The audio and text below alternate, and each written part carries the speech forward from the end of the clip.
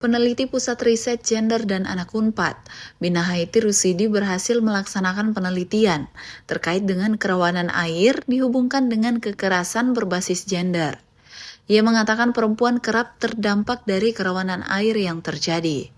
Hal tersebut karena ada norma yang menyebutkan bahwa perempuan memiliki tanggung jawab dalam urusan rumah tangga. Air erat kaitannya dengan urusan rumah tangga, seperti mencuci, memasak, dan lain-lain. Sehingga perempuan dibebankan untuk mencari, mengumpulkan, dan mengelola air. Ya, di dalam masyarakat kita mengenal adanya istilah gender roles, ya, peran gender ya adalah di mana ada norma-norma tertentu gitu ya, aturan-aturan tertentu yang mengatur yang pantas itu perannya itu apa sih?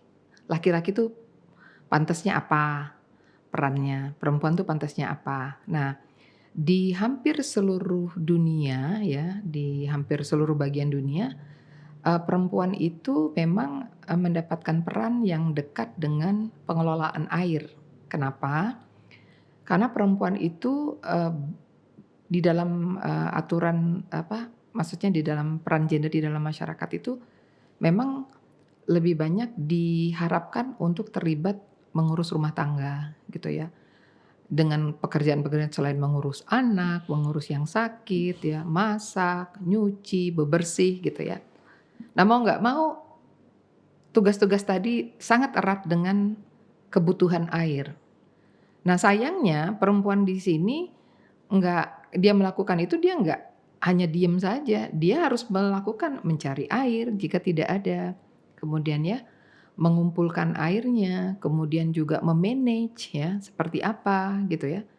Nah, kita melihat bahwa di dalam proses mengumpulkan air gitu ya, mencari air, mengumpulkan air, membawa air ke rumah, melakukan pengelolaan di air itu bisa menimbulkan resiko kekerasan terhadap perempuan. Penelitian ini dilakukan dengan studi komparasi dan melalui metode campuran. Selain di Indonesia, lebih tepatnya di daerah Sumba, penelitian juga berlangsung di negara Peru.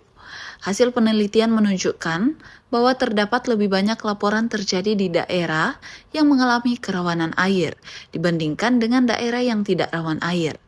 Sementara itu, penelitian di Peru berupa in-depth interview dan focus group discussion menunjukkan bahwa terdapat kaitan antara kerawanan air dengan kekerasan berbasis gender.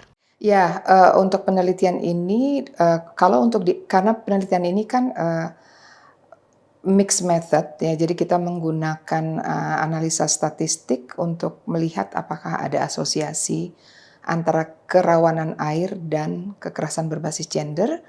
Dan kita temukan di Indonesia, di lokasi penelitian di Sumba, bahwa di daerah yang mengalami kerawanan air, perempuannya melaporkan lebih banyak tindak kekerasan terhadap perempuan dibandingkan dengan perempuan yang tidak berada di daerah rawan air. Sementara di Peru, karena pada waktu itu penelitiannya dilakukan pada masa pandemi dan tidak bisa dilakukan survei, maka dilakukan bentuk-bentuk focus group discussion dan bentuk in-depth interview, dan kita memang menemukan berbagai evidence yang menunjukkan memang kelangkaan air itu berkaitan dengan kekerasan terhadap perempuan di wilayah Peru. Jadi dua penelitian ini mengkonfirm bahwa ada keterkaitan antara kerawanan air dan kekerasan terhadap perempuan.